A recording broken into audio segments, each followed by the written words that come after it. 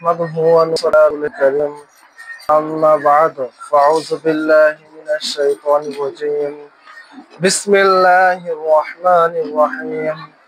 সম্মানিত দেশবাসী, আপনারা দেখেছেন যে ফিলিস্তিনের উপরে যে বর্বর নির্মম হামলা চালানো হচ্ছে। এখনো আরব বিশ্বের নেতারা চুপ কেন? আরব বিশ্বের যে সমস্ত নেতাগুলো আছে তারা ফিলিস্তিনের সাথে কথা বলতেছে না কেন? কারণ হচ্ছে তাদের গদি টিকে রাখতে হবে।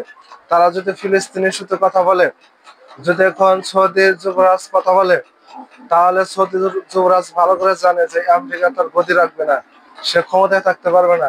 সে ক্ষমতার লোভে কিন্তু সে ফিলিস্তিনের পক্ষে কোনো কথা বলতেছে না। এরকম অনেক অনেক আরব নেতা আছে যারা ক্ষমতার লোভে ফিলিস্তিনি মুসলমানদের পক্ষে কোনো কথা বলতেছে না, তাদের ক্ষমতাটাই বড় হচ্ছে। যদি আরব বিশ্বে ক্ষমতা ভয় না করে সবাই যদি একত্রিত হয়ে ইসরায়েলের বিরুদ্ধে কথা বলতো, যুদ্ধ ঘোষণা করতো, তাহলে ইসরায়েল কিন্তু এত খামখেয়ালি করতে পারতো না। ডোনাল্ড ট্রাম্প উনি হচ্ছে বিশ্বের বড় সন্ত্রাসী, আর উনার ছেলে হচ্ছে এই বেনিয়ামিন নেতানিয়াহু। এই ডোনাল্ড ট্রাম্পের যে সৈন্যগুলা আরব বিশ্বে দেখেন ঘাঁটি দিয়ে রাখছে। ইরানের চারপাশ দিয়ে কিন্তু এই আমেরিকার ঘাঁটি। ইরান যখন আপনার হচ্ছে ফিলিস্তিনে যা হামলা করবে, সে হামলা করার লগে লগে কিন্তু চারদিক থেকে ইরানের উপর হামলা করবে হলো যুক্তরাষ্ট্র। কারণ যুক্তরাষ্ট্রের ঘাঁটি ইরানের পাশেই ইরাকে অবস্থিত। এরকম এরকম কয়েকটা আরব বিশ্ব যা ইরানের চারপাশেই এ সমস্ত দেশে যুক্তরাষ্ট্রের ঘাঁটি দিয়ে রাখছে। মুসলমান হয়ে ভয় পায়, দেখেন অন্য দেশের সৈন্য হয় না, নিজেদের দেশে রাখছে বেতন দিয়া। এ হচ্ছে মুসলমানদের অবস্থা। মুসলমানরা বর্তমান সময় ভাই কি বলবো, মুসলমান শুধু নামে, তাদের কার্যকলাপে কোনো মুসলমানের নাই, পাওয়ার নাই, তাদের কোনো ইমানের শক্তি নাই, তারা হারিয়ে ফেলেছে এই সমস্ত শক্তি।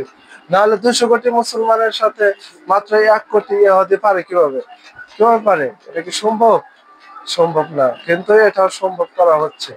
মুসলমানরা আজকে এক ইসরায়েলের বিপক্ষে কথা বলার সাহস পাচ্ছে না। তাদের এই এক ইসরায়েলকে দেখে 1 কোটি ইসরায়েলি বাহিনীকে দেখে 200 কোটি মুসলমান আজকে ভয় পাচ্ছে। এ হচ্ছে বর্তমান মুসলমানের অবস্থা।